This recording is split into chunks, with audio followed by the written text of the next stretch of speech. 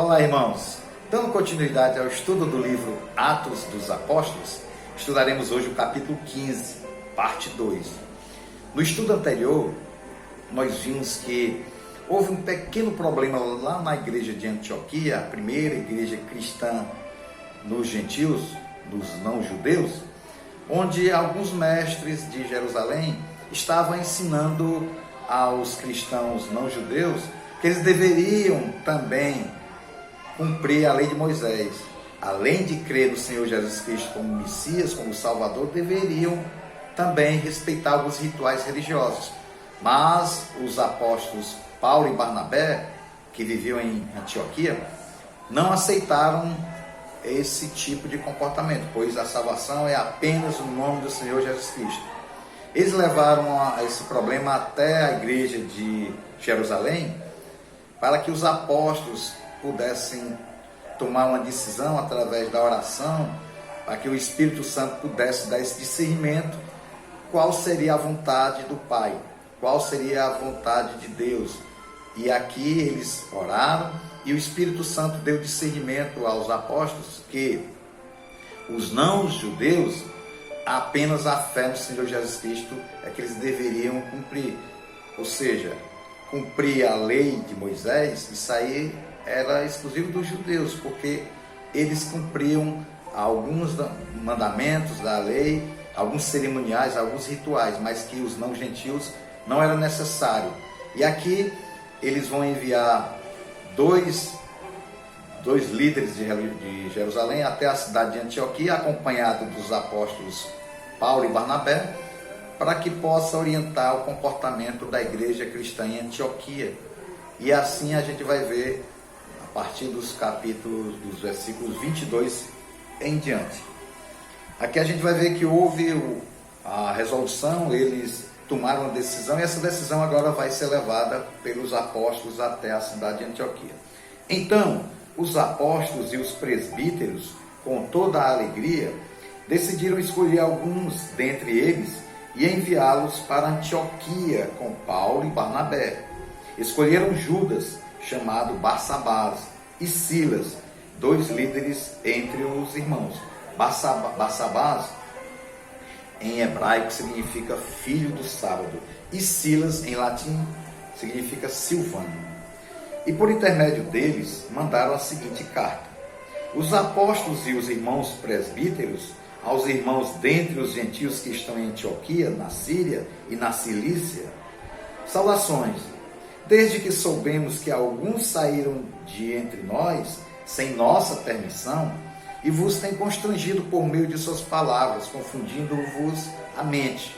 Pareceu-nos bem, havendo chegado a um consenso, selecionar alguns homens e enviá-los com os nossos amados Barnabé e Paulo, homens que têm colocado suas vidas em risco pelo nome do nosso Senhor Jesus Cristo. Portanto, estamos enviando Judas e Silas para confirmarem com suas palavras o que vos estamos escrevendo, porque pareceu bem ao Espírito Santo e a nós não vos impor maior encargo, além destes preceitos necessários, que vos abstenhais de alimentos sacrificados aos ídolos, do sangue, de carne de animais e da imoralidade sexual. Fareis muito bem se vos guardardes desses procedimentos, pois desejamos que tudo de bom vos aconteça. Aqui o consenso, eles chegaram à decisão que a salvação é apenas na fé no Senhor Jesus Cristo. É Cristo que veio a esse mundo trazer a salvação a todos aqueles que se arrependeram dos seus pecados e entregar a vida para o Senhor. É a salvação que liberta através do nome de Jesus Cristo. E aqui os apóstolos, eles enviam essa carta à igreja de Antioquia, na Síria, e faz essa orientação, né? Primeiro eles chamam os dois irmãos lá da cidade de Jerusalém, que pertencem à igreja de Jerusalém, que é Silas e o Barsabás, o Judas, e ali, juntamente com os irmãos apóstolos Paulo e Barnabé, que eles vão até a cidade de Antioquia para levar essa carta. E nessa carta, os líderes de Jerusalém explicam aos irmãos lá na cidade de Antioquia, na Síria, aos não-judeus, os cristãos não-judeus, é ensinado nessa carta que os apóstolos lá de Jerusalém não autorizaram ninguém a levar alguma mensagem que não seja a salvação do Senhor Jesus Cristo. Se essas pessoas que foram a Antioquia foram sem autorização da igreja de Jerusalém, e que os judeus, os não-judeus, os gentios, que é o nosso caso, né, não deveremos se preocupar com rituais, com cerimoniais religiosos, tipo como acontece com a lei de Moisés, que os judeus têm alguns cerimoniais religiosos que eles cumprem, mas que os cristãos não-judeus não precisam dessa lei, desse tipo cerimonial, tipo a circuncisão, mas eles orientam apenas que, para não constranger os judeus, que eles possam se abster de carne de animais que são colocados, sacrificados a ídolos, do sangue, né, a impureza, porque o sangue é a vida, porque o sangue pode ter impurezas também, e também da imoralidade sexual, ou seja, as pessoas que fazem esse tipo de coisa sem ter um cuidado, sem se preocupar com a questão do casamento, sem se preocupar com a questão do amor. Então eles vão orientar que dessas práticas evitem, pois isso aí não agrada a Deus.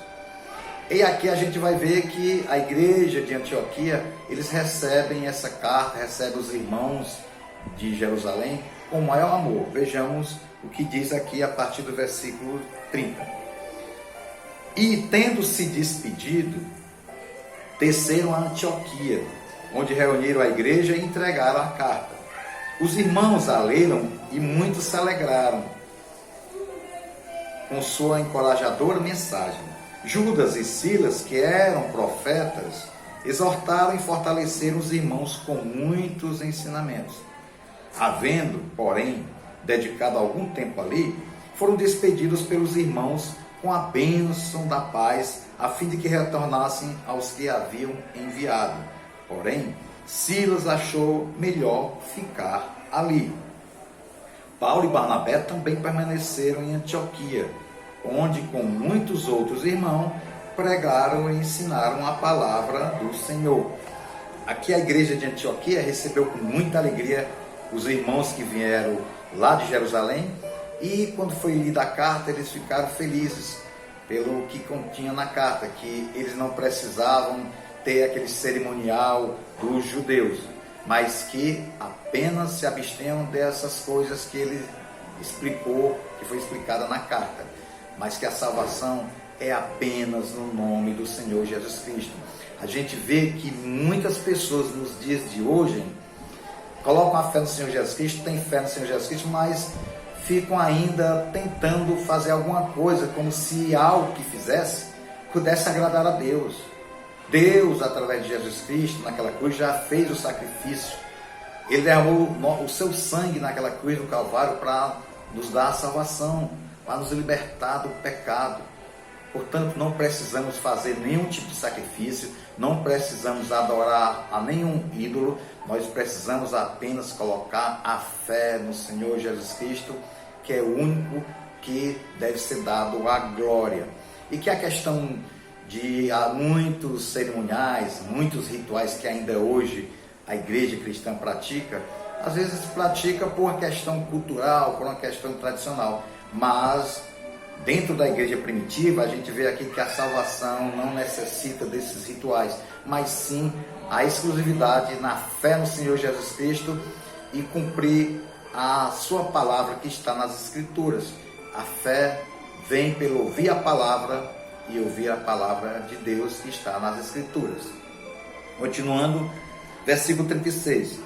Passado alguns dias, Paulo propôs a Barnabé: voltemos agora para visitar os irmãos por todas as cidades nas quais pregamos a palavra do Senhor, a fim de observarmos como estão vivendo.